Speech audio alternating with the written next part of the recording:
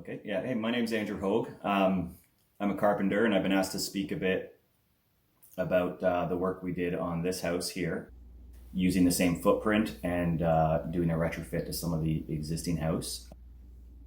We're going to do a little tour, and we're just going to look at a couple different elements inside and outside, and try and address some issues for homeowners in terms of renovation retrofits and.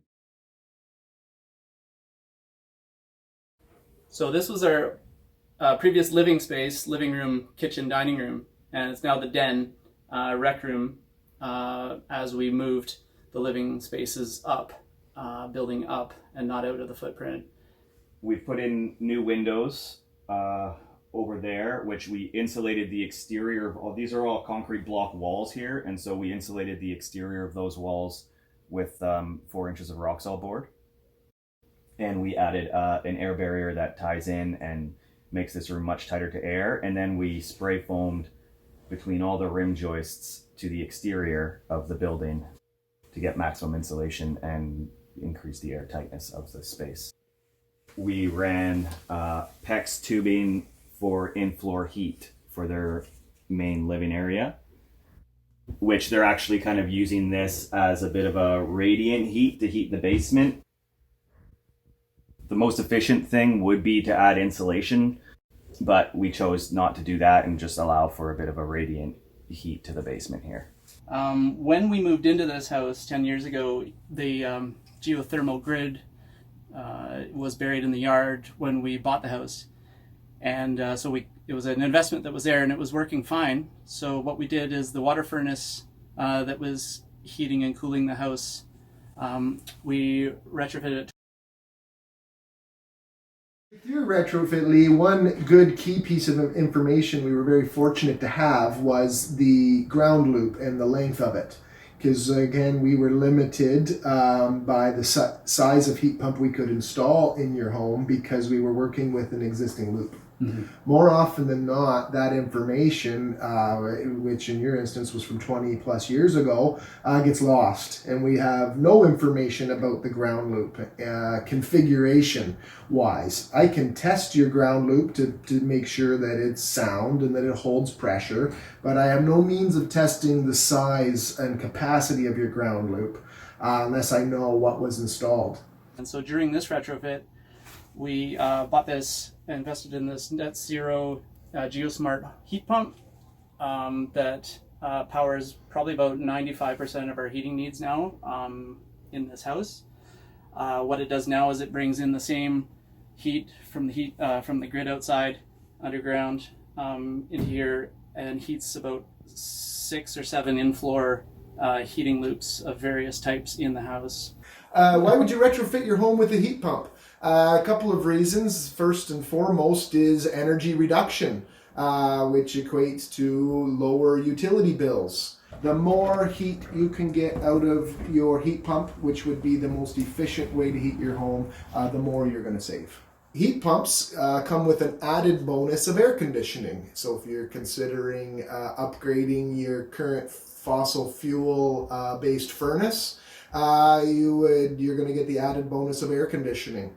And also it's going to reduce the use of carbon. So there's always the green aspect: comfort, cost reduction, carbon reduction. This room we're in, just in terms of retrofit and reusing space or whatever, this was actually their kitchen. It's now a mechanical room. Again, when we moved our living spaces up, we were freed up with a den and a mechanical room. So this room here was a sunroom where this was all windows here. Very leaky. It was a very leaky room, had a lot of issues. So we've re-insulated this ceiling here. We foamed it. We've rebuilt the walls with a lot of insulation on the outside. We raised up the foundation to give it a bit better defense against high water level and flood issues. And we raised up the floor and we put in-floor heating and 4 inches of insulation underneath that. So right now this room, which was a really cold and leaky room, is now super comfortable and they use it as their guest room.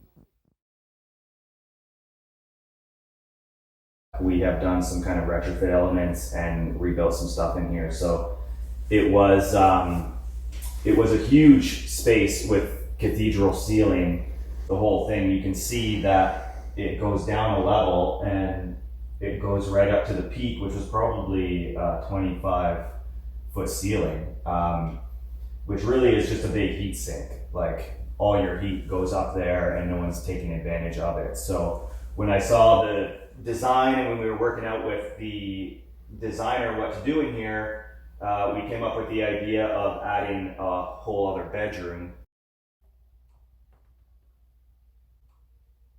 So this is one example where there's existing loops heating the house, heating the space. It used to heat the cathedral ceiling, essentially.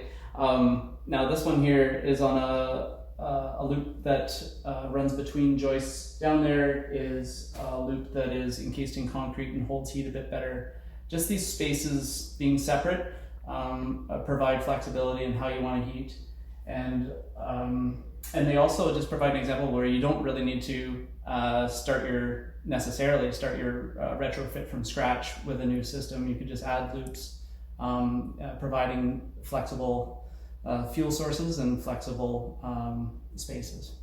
Sometimes we are just offsetting the utilities, and we may install a ductless heat pump system to simply reduce the fuel consumption of the home as opposed to replace it. That is a very common retrofit simply because it suits more budgets than trying to replace fully your heat system with a heat pump, which can get a bit cost prohibitive. They are eligible through the current Greener Homes incentives. There are some requirements through the Greener Home incentive on the size of the system that you need. It needs to be sized to heat your entire home. You need to have an indoor unit on each level of the home. To be eligible for the rebate, you need to try and achieve 100% of your heating from the heat pump. In your retrofit, we were limited by your existing ground loop. Had we been doing this with a whole new system, I likely would have installed a larger ground loop, and we would have been able to take more advantage of the heat pump. You require hotter water to heat your home the colder it is outside, and so your hydronic heat pump adjusts its water temperature according to outdoor temperature, so it can make the lowest temperature water required every day to heat your home, because it is the most efficient and requires the least amount of energy to heat the water to a lower temperature.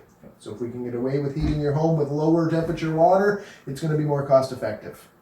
So I'm going to talk about the building envelope on this house. So what we have here is a fairly conventional wall with a few different features to make it a better performing wall system. It's a 2x6 wall insulated with Roxol bats, and then we have plywood sheeting with all the joints caulked and taped as an air barrier, and then we have window bucks that these windows sit on, and that's all taped up to the air barrier. And then we have a rain screen such as Tyvek or Typar on top of that, and that's kind of a secondary air barrier. And then I've got 4 inches of Roxol board, which is an R value of about R16, on top of the R22 that's inside the wall cavity. So it's a pretty well insulated wall system. And then we're strapped, and then we've got wood siding, Ontario pine siding. And the windows, I ordered them with 4-inch jam extensions on the exterior, which helps with energy efficiency because it sets your windows back into the plane of your house a little bit and protects them from weather exposure, cold, and precipitation. And also you can see we've got generous overhangs on the main roof, which does a lot to help keep summer sun from getting into those rooms. And then we've got overhangs around the whole house, even on this floor, which architecturally breaks it up and also serves the purpose of blocking that hot summer sun, but still allowing the lower winter sun. If you were looking at really where you can have energy savings, I would say putting some focus into the air tightness of your building envelope, even over adding insulation, would make a big difference. So that would be things like, you lose a lot of air through electrical outlets and switches and stuff like that going into your walls, the rim joists at the floor, like we said, windows, they're leaky and not sealed properly. So there's a lot of different places you can look at, add some caulking. You can always add insulation board to the outside of your house, but that's going to mean maybe you're removing the existing siding, which if you can't salvage it, there is a footprint there that ends up being quite a bit of waste. And you're going to end up having to reside your house, but it gives you a chance to really create a nice tight air barrier on your house, so you're not losing the hot air that you're heating.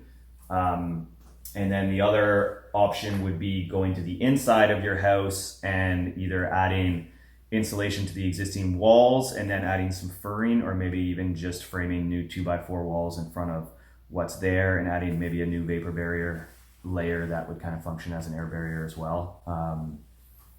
But you're gonna have to redo the whole interior of your house, trim, doors, pretty much everything. So it's a bit of, I think going on the inside maybe is arguably a bit of a bigger job, but maybe you want to keep the nice brick that you have on your house and go that route instead. The best bang for our buck was two things: design of what was possible and what we could do, but also great, amazing builders like Ange and his team who came in and repurposed old materials and improvised based on trying to save energy and our goals that we gave them. So I want to thank Ange and Old Time Builders. Thank you very much, Lee. Glad it turned out well.